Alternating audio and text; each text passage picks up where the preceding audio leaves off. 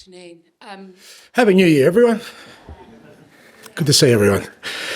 Whole 6 days off. Have you had a chance to give everybody a little bit of time, space, quiet time, reflection, recovery? What have you done? Yeah, main sort of driver in that was recovery more than anything else. We've obviously been on a fairly lengthy sort of cycle of games every 2 to 3 days. So yeah, give the guys a couple of days off and then get back into it.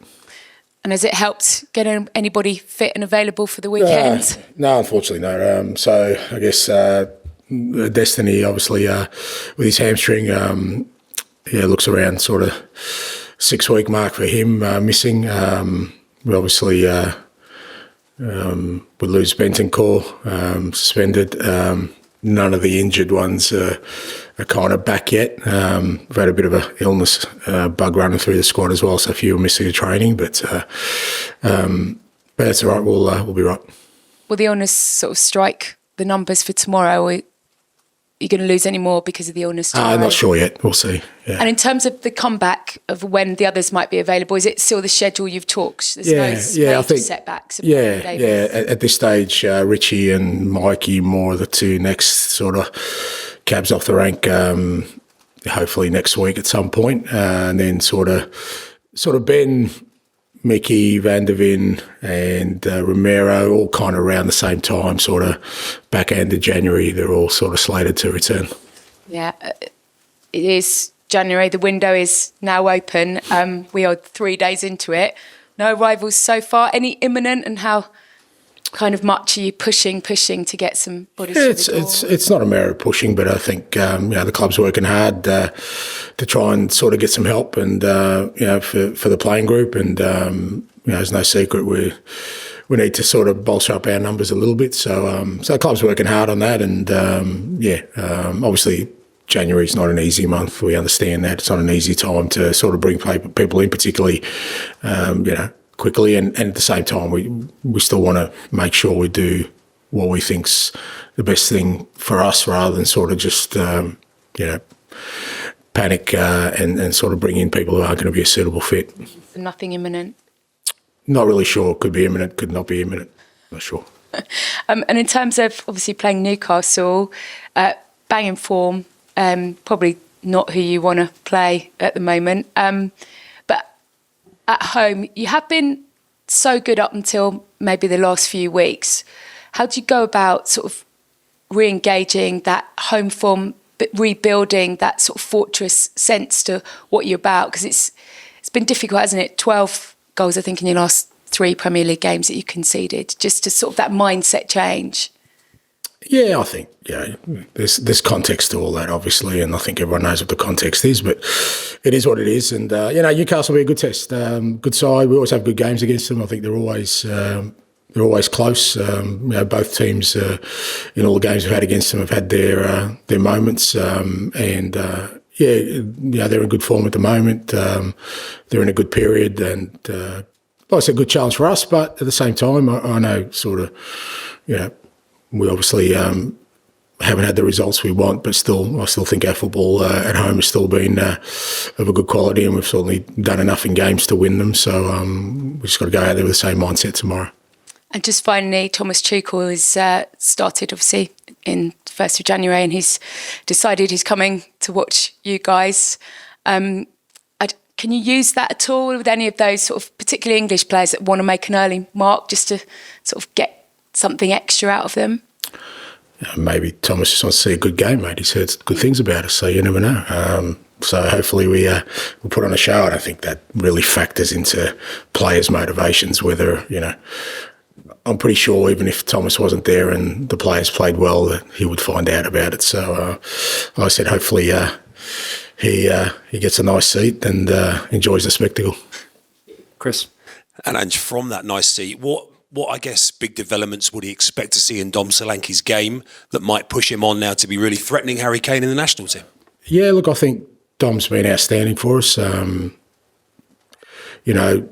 He scored goals, but it's just his all-round game and his capacity to help the team in all aspects of our football.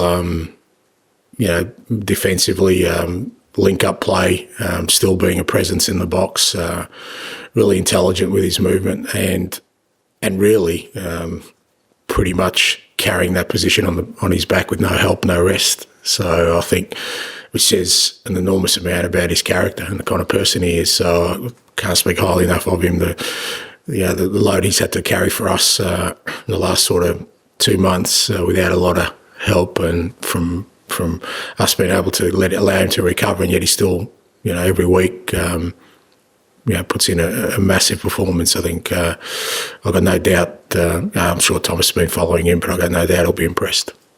You mentioned January already, and you mentioned the difficulty with doing what's right for the club. How is the balance shifting between quick fixes to help you through this current situation and get you to the end of the season, maybe loans, compared to what the longer-term picture might have been in terms of targeting signings?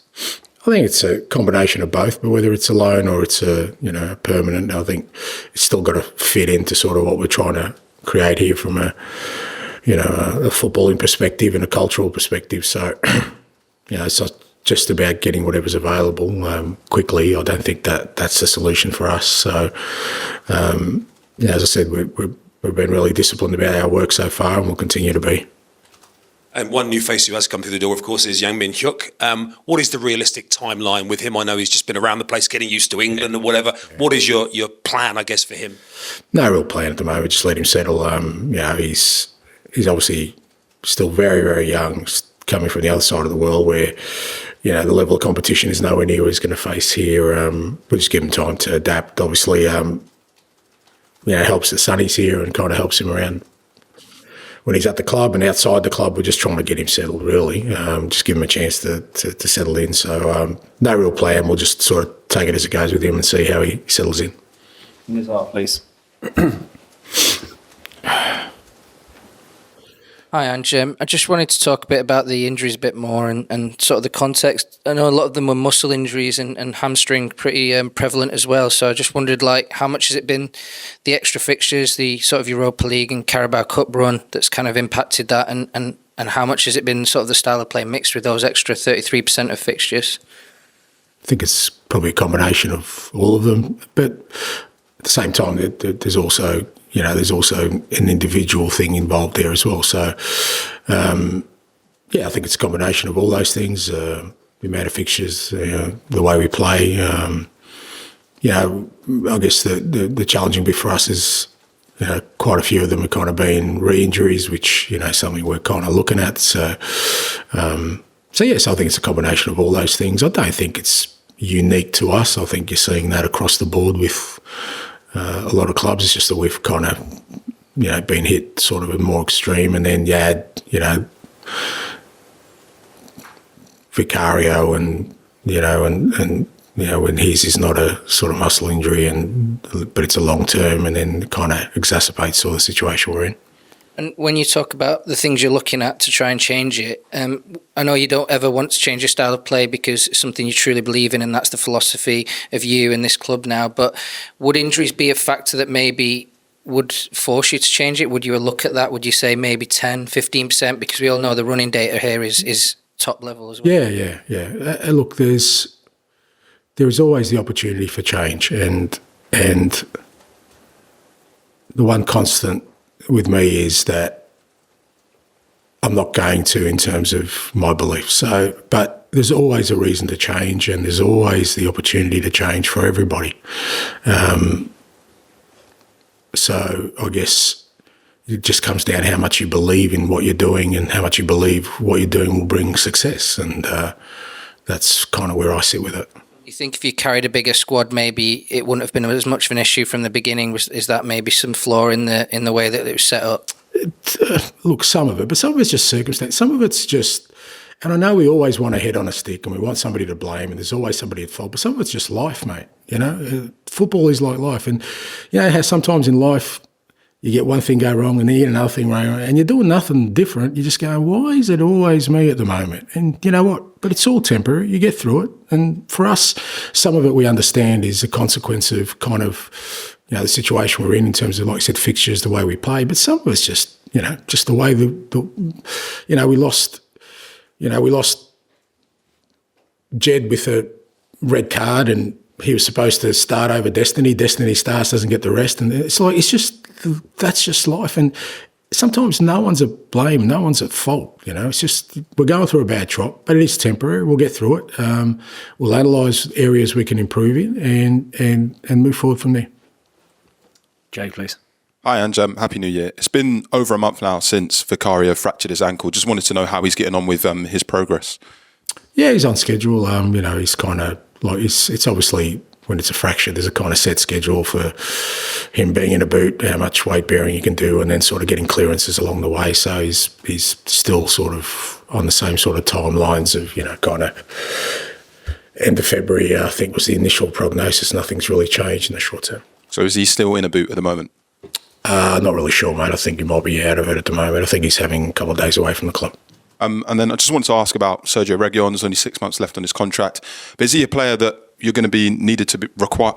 Sorry, I phrased that wrong. Is he a player that's going to be needed to be played a lot more over the rest of the season with the current injury situation? Well, he played last week, and it just depends on the situation. He's been available all year, but obviously at the moment we've got it's no secret we've got quite a lot of our defenders out, and obviously we lost Destiny now for a period of time. It's going to be a while, so Reggie, I'm sure will get more opportunities. Ali, please. Hi, Ange. In an ideal world, and I know that's not what you're living in right now, do you need... No one lives in an ideal world, Ali. Let me give you a tip. Even you, mate. I'm sure there's some cracks there somewhere, mate. Definitely not me. Do you need it in an ideal world to be a busier transfer window than it was 12 months ago for you? No, I just want it to be a positive one. That's the main thing. It's not about being busy. Like I said, it's about being positive because, the reality is, like I said, the situation we're in at the moment is temporary. We'll get players back and God willing, with a bit of luck, we'll keep them back and do the right things and we'll be strong from then on. So it's not just about, we just need to be a positive window where, like I said, that's where we've got to be disciplined to make sure the ones we bring in, if they do come in, they're going to fit in with our playing style, but also culturally, and they're coming here for the right reasons. I still think that's important. Although there is a clear plan, like you're saying, and you're not rushing into just signing anyone, is there also the other side that maybe selling clubs or loaning clubs can see Spurs coming and kind of sense a desperation, even if it doesn't actually exist? Yeah, well, that's the tricky bit about January. As I said, it's whether it's Spurs or anyone else. If anyone's looking sort of to supplement in January, usually it's because of some sort of need. Most clubs don't plan for sort of January reinforcements, so I think that's why January is always tricky, not just for us, for all clubs. But as I said, I think you can still hopefully find some common ground there where you can get the right kind of player to come in and sort of help the playing group at the moment, because they do need that support. But as I said, the club's working as hard as they possibly can, mate. Trust me, they didn't have New Year's parties. They were out there working, trying to improve our situation, and they'll continue to do so. 2024 is obviously done. How do you're someone that constantly evolves and adapts, you said, over your career. How do you look back on 2024? Are you just happy to see the end of it because of everything, like the bad stuff that happened in it? Or? No, because then you kind of dismiss all the good stuff. I mean, 24 included us, which I know right now people don't recognise as anything, but we finished 5th last year. We finished 8th the year before. Yeah, people keep forgetting that I didn't pick up a club that finished 3rd and we finished 5th. So even though, the back end of last year was a struggle for us, it was still, I thought, a real positive season on the back of what we had to do in terms of player turnover. We lost some significant players.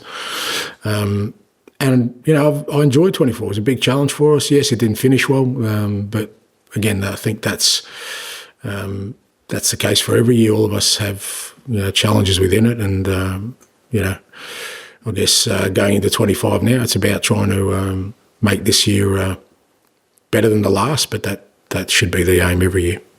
Finish with George, please. Hi, Ange.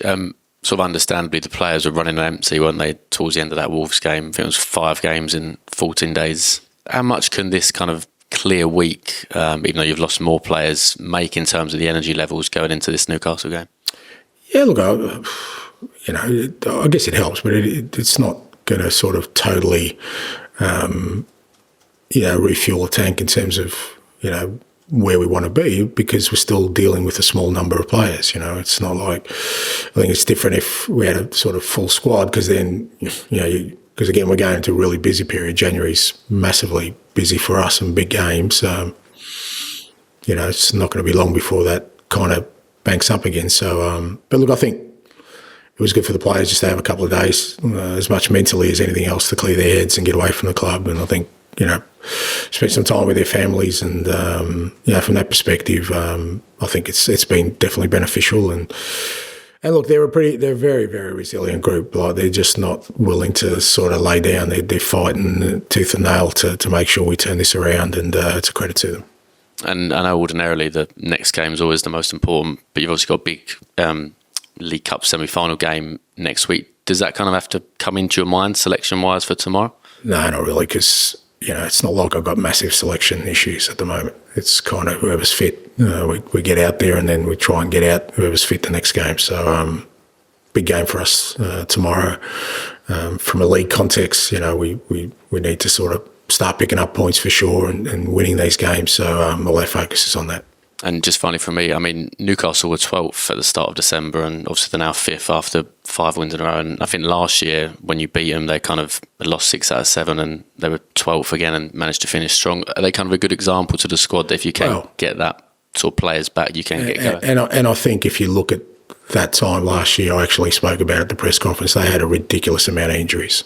I actually specifically mentioned Newcastle when we played them, that they've got a ridiculous amount of injuries. It's no wonder that their form's suffering, but they'll get their players back. So, but that's a boring tale, mate. That doesn't mean that, like I said, people are going to be outside with pitchforks and looking for heads. So let's not take that narrative. But is that a good example that they had loads of injuries? I think so. I think so, but it's a boring story, mate. I'm a boring person, so I don't think you're going to get much traction with that.